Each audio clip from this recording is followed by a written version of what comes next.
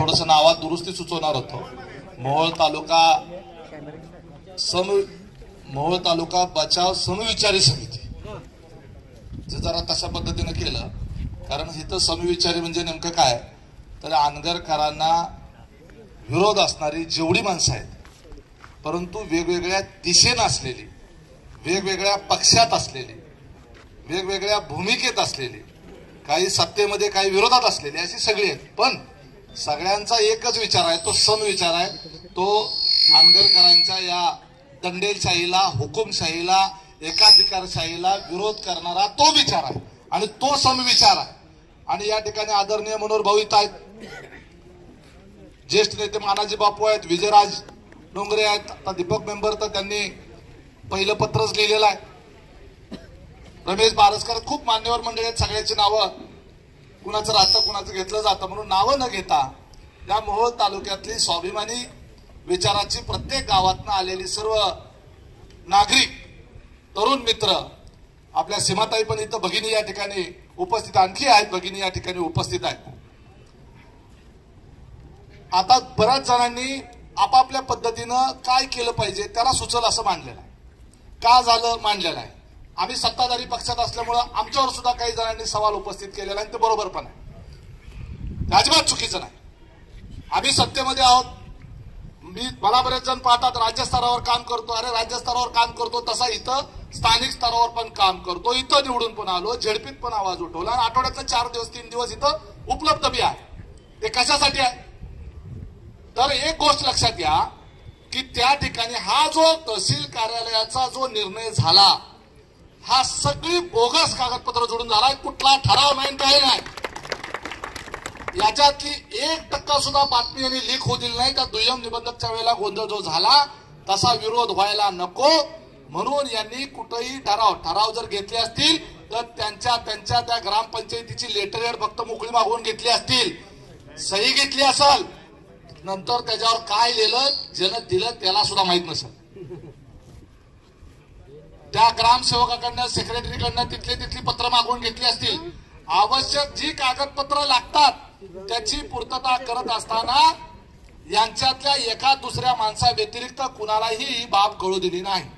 आम्ही पण रोज मंत्रालयामध्ये असतो ना आठवड्यातले, तर याच्यामधली एक भनक सुद्धा लागू दिली नाही आणि त्याच्यामुळं अनभिज्ञता राहिलो. आणि ती अनभिज्ञता जी आहे त्या मोहोळ तालुक्याचं अख्खं भविष्य जे आहे त्या अंधकारमय होण्याच्या मध्ये कदाचित आम्ही सुद्धा त्या पापामध्ये सहभागी झालो असतो.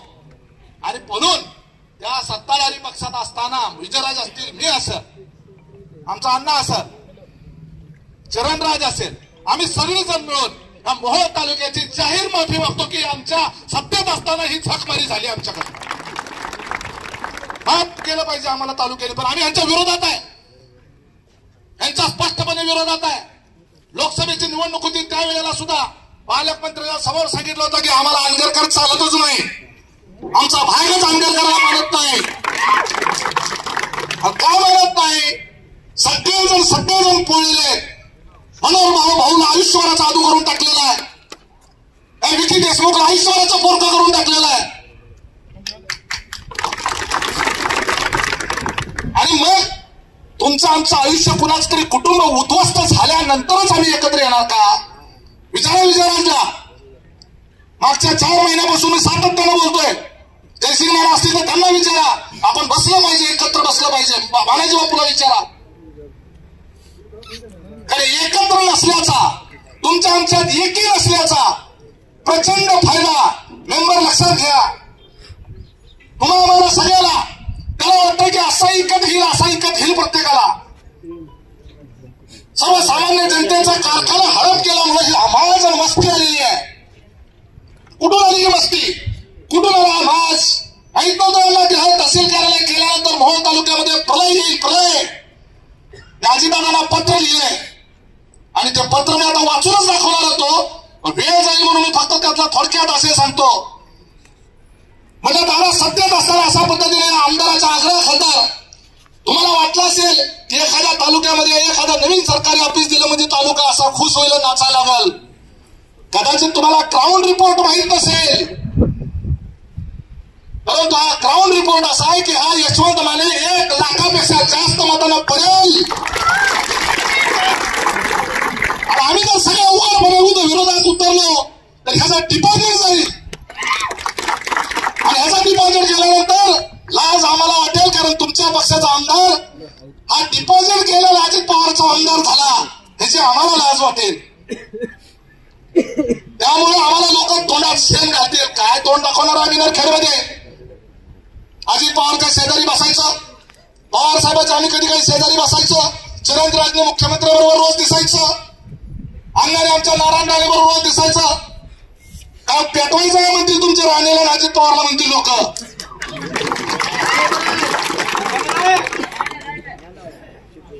काय गावात किंमत आहे? आणि आमच्या एका हाकेला लोकांना नुसतं आवाहन केलं, लोकांनी आमच्या नोटा निवडून दिल्या राजन पाटलाच्या उमेदवाराच्या विरोधात.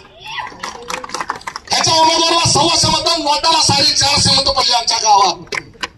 आमचा स्वाभिमान आहे, नरखेड भागाचा स्वाभिमान आहे, कैलासवासी शाजीराव पाटलांच्या विचाराचा स्वाभिमान आहे. आणि त्याची कुत्तरवड लावली हा हरामखोर आमदार.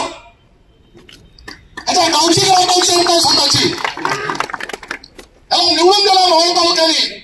आम्हीच हातमारी केली आणि थोडा लीड दिला. पक्षाप्रती आमचं उदंड प्रेम, दिल तो उमेदवार स्वीकारला. परंतु तुम्ही सगळी जाणते होती, मी नवीन होतो त्यावेळेला. या तालुक्यात मेंबर आणि आम्ही उमदेपणा दाखवला. मेंबर माझ्याकडनं पराभूत झाले 7,500 मतांनी. परंतु निवडणुकीला अर्ज भरायच्या आधी मेंबरचाच पाय धरून गेलो होतो विचारायला जाहीर नरखेडच्या समोर. आणि एक दिवस सुद्धा नाही पराभूत निवडून आला त्या दिवशी फोन केला मेंबरला सीमाताईला सुद्धा. वाईट वाटून घेऊ नका, निवडणुकीत जय पराजय होत असतो. पण तुम्ही या मोहोळ तालुक्याची गरज आहे.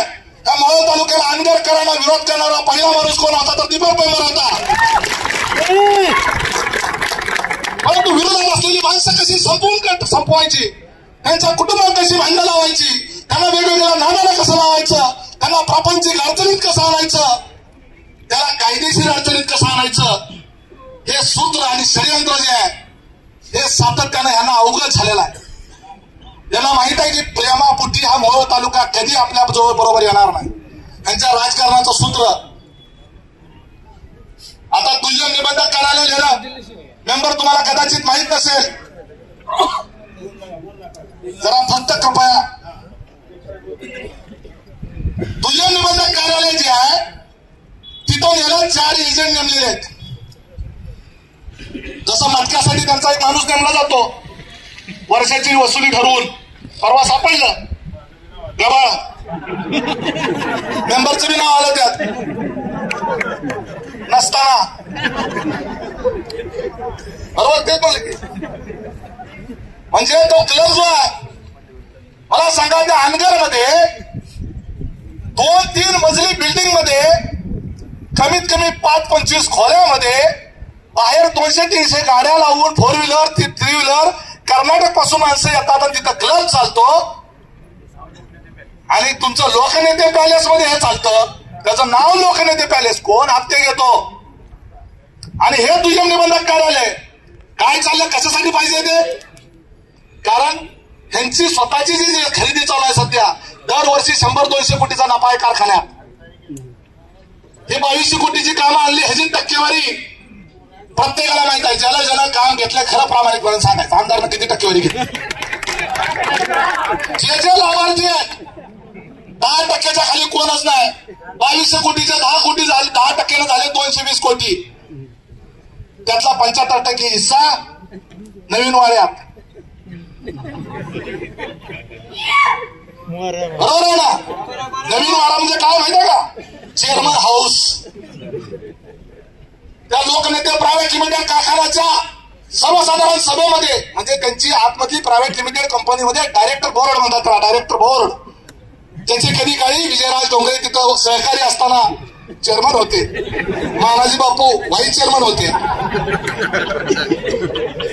मानाजी बापूच्या केबिन मध्ये अँटी चेंबर मध्ये नाही कसली पाकिटं सापडायला लागली. मानाजी बापूंनी लॉक लावून टाकलं केबिनला. ऑफिसचा गैरवापर होता कामा नये.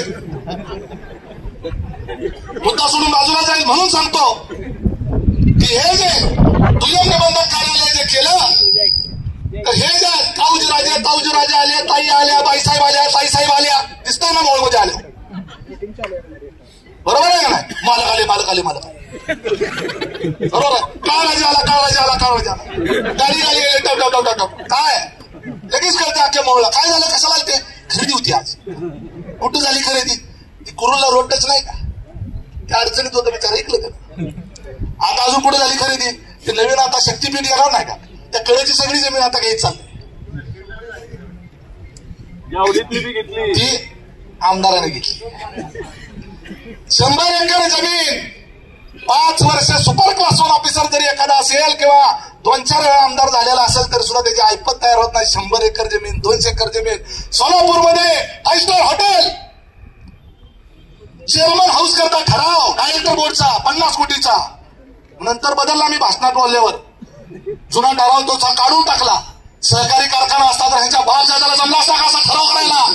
विजयराय डोंगरे तुम्ही चेअरमन असताना सहकारी कारखान्याचं असा जर प्रस्ताव आला असता की शेटपळला चेअरमन हाऊस करू, मनोहर भाऊसाठी म्हातारपणी 50 कोटीचं घर बांधून घेऊ कारखान्याकडनं, ऐकलं असतं तालुक्याने, बरोबर आहे का नाही? म्हणजे केलं नसतं तो भाग वेगळा, पण ह्यांनी तो ठराव केला. आणि कारखान्याने कुठला ठराव केला?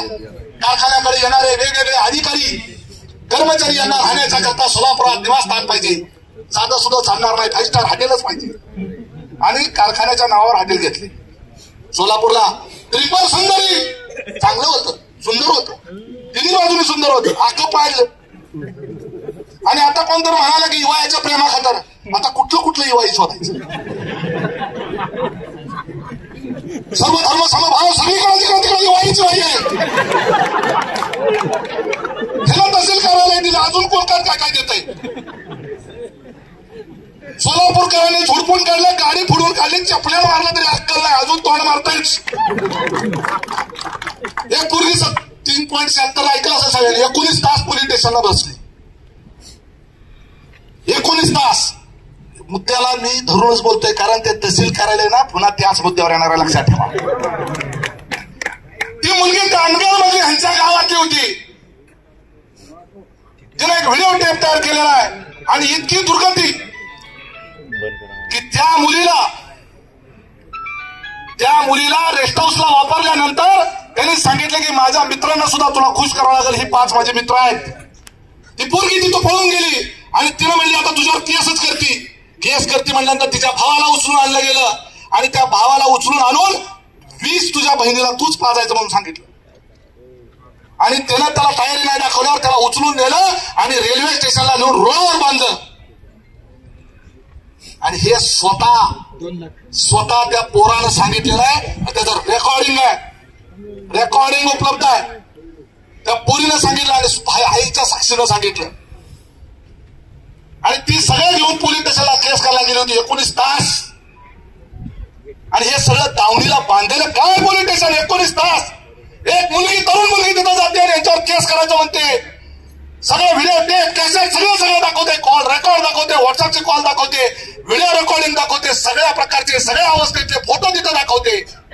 आणि केस घेतली जात नाही. हे मोहोळमध्ये असून हे चाललंय. जर अनगरमध्ये उद्याच्याला हे सगळी कार्यालय गेली तर काय परिस्थिती होईल याचा विचार करा. प्रत्येकाच्या घरात मुली आहेत. ऍफिडेव्हिट करायला आपल्या 12वीच्या असेल, 11वी सज्ञान मुली असतील तर त्यांना स्वतःला जावं लागेल. काय गॅरंटी आहे? काय गॅरंटी आहे सुरक्षिततेची? कारण बापच म्हणतो, बाप जाहीर भाषणात म्हणतो आम्ही खानदानी पाटील आहे, म्हणला का नाही? मला आमच्या पोरांना मला ते म्हणजे नाही मुन्नासाहेब माळी म्हणले होते, अरे बाळांनो असा शब्द वापरला होता ह्यांच्या पोरांसाठी. मला आमच्या पोरांना बाळ म्हणतो, आम्ही खानदानी पाटील आहे. आमच्या पोरांना लग्नाच्या आधीच पोरं असते ती, लग्नाच्या आधीच बाळ असते ती. आणि ती सुद्धा आता तुझ्या एवढी झाली असतील म्हणला होता का नाही? म्हणजे 17व्या वर्षाच्या आधीपासून त्या मोहोळ तालुक्यातल्या पुरी नासवण्याचा कार्यक्रम जो आहे त्या करणाऱ्या आंबेडकर पाटलाला त्याचा अभिमान वाटतो म्हणून सांगितलं. असा हा जो पाटील आहे, आज छत्रपतीचा काळ असता तर छत्रपतीच्या काळामध्ये अशा पाटलाचा चौरण केला असता, या बँकाचा पाटलाचा चौरण करण्याची वेळ आलेली आहे. ही लढाई फक्त या तहसील कार्यापुरती मर्यादित नाही आहे. कोणतं म्हणाल राजकारणाकडे भरकटू नका. तुमची प्रामाणिकपणा किती आहे. मी कालच्या व्हिडिओमध्ये पण बोललो, नुसतं आम्ही राजन पाटलाचे विरोधक काय म्हणायचं, पुन्हा रात्री घरा जाऊन त्यांच्याबरोबर संतान बाजायचं, असला धंदा कोणी करू नका.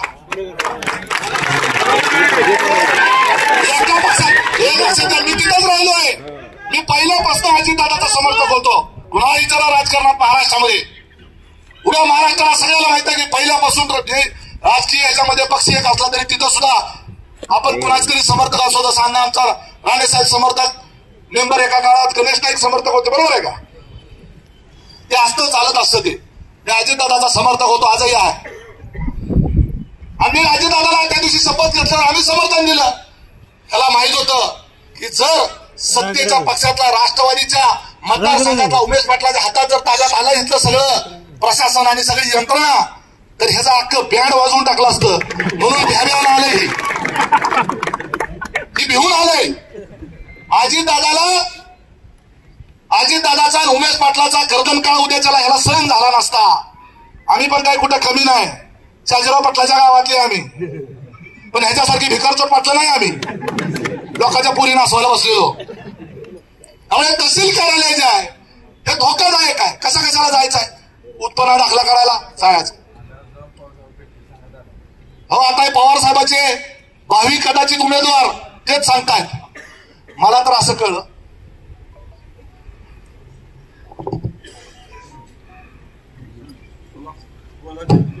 विषय पूर्व आता संजय क्षीरसागर हे भाजपमधून तुतारीमध्ये गेलेले आहेत. उमेदवारी करायची त्यांची इच्छा आहे. आता त्यांना पवार साहेब असं म्हणले, मला कळलं की समजा राजन पाटील आपल्याकडे आले तर तुमचं काय म्हणणं. आता हे जरी नाही म्हणले तरी तिथंच असणारी दुसरी माणसं आहे आमच्याकडे, उभाच करतो तिथे.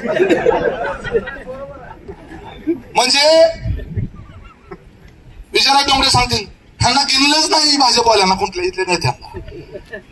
ते जिल्हाध्यक्ष म्हणले, खरंय का खोटं एवढं सांगायचा. संजय क्षीरसागर जिल्हाध्यक्ष म्हणले, यांनी प्रवेश का केला, रडले बिचार त्या दिवशी पक्ष सोडताना. म्हणले एकटे राजन पाटील 60,000चा लीड आम्हाला देणार आहे. ती काय कोण संजय क्षीरसागर गेला काय, ते विजय डोंगरे गेला काय, काय फरक पडत नाही. आणि 60,000 मतांनी कार्यक्रम केला मोहोळ तालुक्यात. आणि आम्हाला काय म्हणले, आम्ही महायुतीमध्ये, आम्ही उत्तर सोलापुरात प्रचार कर, कुठं मंगळवेढ्यात जा, इकडे. आम्हाला काय म्हणले, तुम्ही जास्त भागच घेऊ नका, त्यांना चालत नाही. म्हणजे याचा अर्थ काय, भाजपच्या सगळ्या नेत्यांना एकच वाटत होतं की ही म्हणल तिकडे तालुका, बरोबर आहे. आता या सगळ्या या तहसील कार्यालयाच्या निमित्तानं जी एकी झालेली आहे ना, त्या एकीचा अर्थ एकच आहे. ह्याचा जर कण जिरवायचा असेल, याचा जर पॅकाट बोलायचा असेल ना, तर विधानसभेला 1 लाखापेक्षा जास्त मताने आमदार पाडायचा. नाहीतर हे आता पोलीस स्टेशनला त्या पुरीला 19 तास बसायला लावलं, त्या थिटेबाईला गावातनं बाहेर काढलं, तिचं मतदान केंद्रात नाव काढून टाकलं, विरोधात गेली मतदार यादीतच नाव काढून टाकलं, तिच्या पोरावर अॅट्रॉसिटी केली. अॅट्रॉसिटी केली तर केली, 17 वर्षाचा पोरा अल्पवयीन करता येत नाही, केली. आणि कर म्हणजे ह्या भारतातली पहिली केस की त्याच्या त्या पोराच्या शाळेच्या दाखल्यावर लिहिलं की ह्या मुलावर याला अॅट्रॉसिटीची केस आहे, याला कुठेही ऍडमिशन पुढे मिळू नये, देऊ नये. ठीक आहे, वाळूचा बोज आहे गावायला सातबाऱ्यावर का कर्जाचा बोज आहे. ती बाई म्हणते एकदम तयारीची आहे. मानव अधिकार आयोगाकडे गेली, तिथनं तिला नोटीस काढली, ह्यांना सगळ्याला बाल हक्क आयोगात गेली. बाल हक्क आयोगाने एसपीला समोर उभा केला, तेव्हा कुठेही नाव काढून टाकलं. विचार करा, यांच्या स्वतःच्या गावातल्या एका विधवा महिलेला तिचा नवरा 22 वर्ष यांच्या घरात सेवा करत होता, 22 वर्ष यांच्या चपला उचलत होता, 22 वर्षांचे नाही ते धंदे सगळ्या त्याच्यासाठी सगळ्या गोष्टी पुरवत होता. त्याचा तो साक्षीदार आहे. तो मेल्यानंतर तिच्या बायकोवर अशा पद्धतीचा अत्याचार अन्याय करतात. तर आपल्या सर्वसामान्य नरखेड असेल, पेडोर असेल, जवान अनगर असेल, लक्षात घ्या, त्या अनगर मधल्या लोकांना तर आता सक्तीची कैद झाली, सक्तीची कैद. उत्पन्न दाखला काढायचा जरा मोहळा जाऊन येतो म्हणता तरी येत होता. आता मोहळा दिसलाय म्हणणार काय काम कशाला गेलता फार तर म्हणत पोलीस स्टेशन आम्हीच पोलीस स्टेशन तू तिकडे गावची फौजदारकी सगळी आमच्याकडेच आहे. आम्ही करू तवाच केस तुझ्या मनाने डोकं नाही लावायचं. अॅट्रॉसिटी या मोहोळ तालुक्यामध्ये हा भारतात नसलेल्या अॅट्रॉसिटीचा केस या मोहोळ तालुक्यामध्ये केल्या जातात. आणि वापर कोणाचा त्या गावातल्या एका ठराविक कुटुंबाचा वापर. मला जेवढ्या अॅट्रॉसिटी केस झालेल्या आहेत त्याच्यामध्ये अनगर मधले ठराविकच व्यक्ती ती अॅट्रॉसिटीची केस करते. कुणावर नको घ्यायला अॅट्रॉसिटी कुणावर सवर्ण समाजातल्या किंवा ओपन कॅटेगरीवर ना दुसऱ्यावर कोणावर करणार. म्हणजे मगाशी कोणतरी म्हणालं की आता तहसीलदार तिथं आला त्याचा ते अप्पर तहसील कार्यालय काहीच फरक नसतो. काहीच फरक नसतो. तहसील कार्यालयात असतं ते फक्त एकाच तालुक्यात दोन आहेत म्हणून दुसऱ्याला कुठे चाललो तर तहसील कार्यालयाचा लोक कन्फ्युज होईल म्हणून अप्पर तहसीलमध्ये चाललो एवढंच आहे. नावात बदल आहे. तसाच तहसीलदार असतो. तहसीलदारच असतो तिथं कुठं नायब तहसीलदार नसतो. तहसीलदार असतो हाताखाली नायब तहसीलदार असतो. तसा मोहळमध्ये आहे. कुणाच्याही उतारावर कुठला बोजा लागेल विरोधात आहे ना. उतारा नवीन काढा याला अचानक लक्षात येईल की ह्याच्या शेतावर 10 लाखाचा वाळूचा बोजा पडला. आला का माझी वाळू कोणी काढत नाही धरत नाही. ज्या नदीच्या कडेला शेत आहे टाक बोजा त्याच्यावर. एखाद्याला उद्या दाखला पाहिजे जातीचा दाखल्यासाठी अर्ज करायचा आहे. बाप जन्मात त्याला मिळू द्यायचं नाही. आता एखादा ओबीसी आहे त्याला इलेक्शन लढायचं आहे त्याला दाखला काढायचा आहे. आता ह्यांनाही चालत नाही विरोधक आहे त्याच्या बाप जन्मात त्याला दाखला मिळेल का किती ओबीसी त्याचा अर्ज कवळा काय होईल काय सुद्धा. तिथला तहसीलदार मध्ये दिवसभर काढायला तर संध्याकाळी ह्यांच्या घरी पाय दाबायला. ही पद्धत आहे ना यांची. ही हुकुमशाहीवाली लोक आहेत. ही दंडेशाहीवाली लोक आहेत. हे लोकशाही मानणारी लोक नाही आहेत. त्या बाईने परवा सांगितलं की आमच्या गावात मतदान कसं होतं. आमच्या गावामध्ये नावाला फक्त मतदान होतं.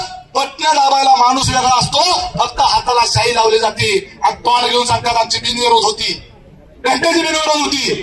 ओपन मतदान उद्या सीसीटीव्ही लावा त्या मशीनवर सीसीटीव्ही लावा बघू कशी बिनविरोध होती. मूर्ख बनवता सगळ्या महाराष्ट्राला आले लोकांना. अरे काठीवाडी आजपर्यंत बिनविरोध झाली नाही. तू एवढा विकास करून दमलाय साक मारायला. त्या तालुक्याला गावाला अक्षरशः छळून दमला. मगाशी कोणतं म्हणाला आता 70 कोटीची पाईपलाईन केली. 70 कोटीची पाईपलाईन आता अनगरला किती वेळा करता. अनगरला पिण्याच्या पाण्याची सोय कितींदा करता. तिसरी पाईपलाईन आहे. ह्याच्या आधीची केलेली पाईपलाईन हे गेली इनामात म्हणजे ह्यांच्या शेतात सरकारी पैशात पाईपलाईन निर्लज्ज आहे. घराचा बल्ब सुद्धा ग्रामपंचायतीच्या पैशाने बसवत्यात. पुरावे सहित देतो. दिलेला पेळ सुद्धा इत्यादी आलेलं पेळे बघा तुम्ही हे कधी दाखवावं कोणी ती पेळ गाडी घेतली नवीन ही पेळ पेड्याला बॉक्सा महागाई येतच नाही. शेती गाडी घरा सुद्धा देत नाही. इतकी भिकार सोडायची म्हणजे ही दलिंद्री मानसिकता. फक्त वर म्हणायचं मला खायला काय मिळतं मला गिळायला काय मिळतं. यांना आयर करायला म्हणलं ह्यांना फोन करून सांगते मी येताना ती टावेल टोपी जरा येताय सोलापूरवरून तर संकटच घेऊन गमतीचा भाग सोडून द्या. माणसाची मनोवृत्ती लक्षात घ्या. मनोवृत्ती अरे गरीबातला गरीब माणूस सुद्धा ताब्यात ठेवतो. हे असले दलिंद्र या आपल्या तालुक्याचं नेतृत्व आणि ही दलिंद्र आमदार त्याला आंदोलनाची दिशा ठरवायच्या समिती काय ते ठरवत. परंतु सगळ्यात पहिले जर या मोहोळ तालुक्यातल्या प्रत्येक गावातल्या माणसांनी एकच करायचं आहे की आमदाराला काळबंदी करायची. पहिले गावाच्या बाहेर बोललं आम्ही सगळी वर्गणी काढतो आणि गावबंदी कोण करणार आहे ते हातवर करा जरा. हे बघ काय काय हातवर पूर्ण हातवर दोन्हीच्या दोन्ही हातवर बोर्ड लावायचा. केल्या गेला बोर्ड लावायचा. आणि गावातली समिती आता जशी ही तालुक्याची समिती झाली तशी प्रत्येक गावामध्ये सर्वपक्षीय समिती करायची. प्रत्येक गावामध्ये सर्वपक्षीय समिती. आणि पुढचं पाऊल मला सांगतो दिल्लीपासून हादरा बसल. अख्खा तालुका संपूर्ण तालुक्याने एकमुखी ठराव करायचा की जर हे तहसील कार्यालय रद्द नाही झालं तर येणाऱ्या विधानसभेच्या निवडणुकीच्या मतदानावर बहिष्कार, निवडणुकीवर बहिष्कार घातल्यानंतर 3,000 आता लक्षात या. अरे मनगोळी भैरववाडी 150 मताचं गाव आहे, माझ्याच मतदारसंघात आहे. एकात 150 आणि एकात 200 म्हणजे जॉईंट ग्रामपंचायत आहे. एवढंसं गाव मतदानावर बहिष्कार घातल्यानंतर कलेक्टर गेला गावात. काय अर्थ नाही काय गेला का तर निवडणूक आयोगाने विचारलं काय भानगड आहे, लोकसभा निवडणुकीच्या मतदानावर बहिष्कार टाकला. त्यामुळे जर एखाद्या विधानसभा मतदारसंघाने संपूर्ण निवडणुकीवर एका या निर्णयाच्या करता तहसील कार्यालय आणि त्या दुय्यम निबंधक कार्यालय हे रद्द झालं पाहिजे या मागणीच्या करता म्हणून आम्ही निवडणुकीवर बहिष्कार घालतोय, मतदानावर बहिष्कार घालतोय. गावागावामध्ये बोर्ड लावा. बघा सगळी यंत्रणा कलेक्टर पासून राज्याच्या मुख्य सचिवापासून केंद्रीय निवडणूक आयोगापर्यंत सगळी यंत्रणा हलते. आणि हे गावगावची निवेदनं तहसील कार्यालयामार्फत सरकारला पाठवावी लागतील. तुम्ही म्हणताल आता गावचं काही सरपंच असतील आपले नसतील. जर सरपंच त्यांच्या विचाराचा असेल, ठराव द्यायला जर नकार दिला तर त्याला चपलीचा हार घाला, पहिले त्याच्या खुर्चीला चपलीचा हार घाला.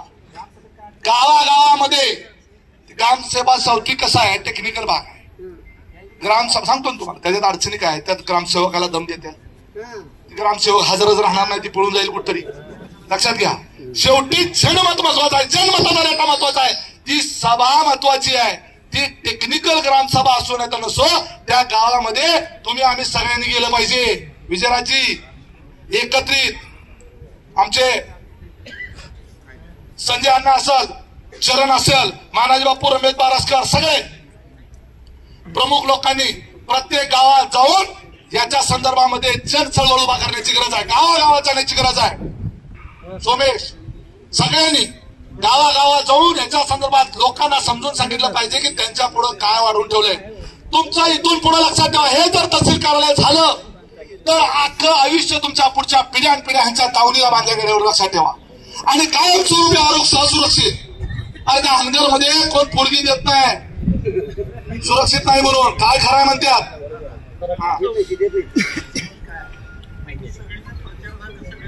तेच सांगा. आणि जेव्हा जनमताचा रेटा येईल ना, गावागावात जो रेटा येईल त्यावेळेला तुम्ही कुणावर आम्हाला दोष, आम्ही माफी मागितलेली आहे, दोष द्यायचा तर नक्की दोष द्या. काय छळ करतात हे विरोधकांचा हे मला माहित आहे.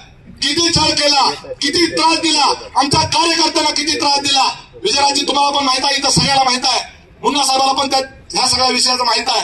लक्षात घ्या, मी सत्तेमध्ये असल्यामुळं आज कितीतरी लोक साक्षीला असतील. इथं तुटी केस होऊ देत नाही, आले की ताबडतोब लगेच फोन असतो. बस पार्टी बघत नाही, त्यांच्या पोकांडी बसतो तहसीलदारच्या या पोलीस स्टेशनच्या जाऊन. तरी सुद्धा सत्ता त्याच्या हातात आहे, आमदार त्याच्या हातात आहे.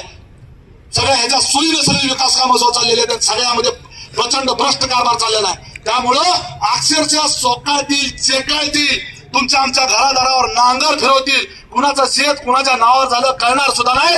वाटण्या झाल्या तर ह्याची जमीन त्याचा जर कार्यकर्ता असेल तर त्याला शिलकी जमीन त्याच्या कार्यकर्त्याला घरातच भांडण लावतील. मग त्याच्या बाजूनं जी आहे त्याच्या बाजूनं शिलकी जमीन, त्याच्या बाजूनं जी नाही त्याला टाकली पराग जमीन. असला सगळा धंदा ह्या इथं सुरू होईल. अत्यंत नालायक दर्जाचा, हीन प्रवृत्तीचा आणि अत्यंत ज्याला म्हणू असं की जाहीर भाषणात जो व्यक्ती असं बोलतो की आम्हाला आमची पोरं 302ची कलम भोगून आलेले आहेत आणि त्याचा आम्हाला अभिमान आहे म्हणून सांगतो.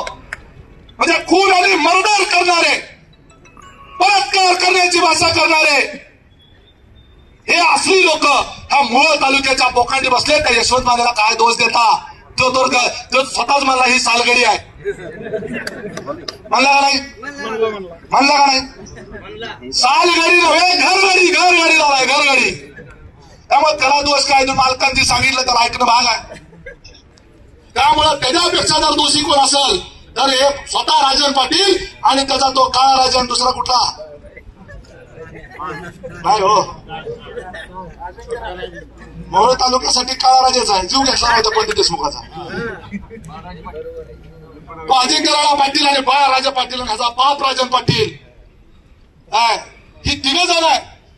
मग तुम्ही म्हणताल आमदाराला गावबंदी, कारण आमदार फिरणार ही फिरणारच नाही, मी सांगतो तुम्हाला. खाल्लं टप्पू तर त्यांनाच खाऊ दे म्हणते.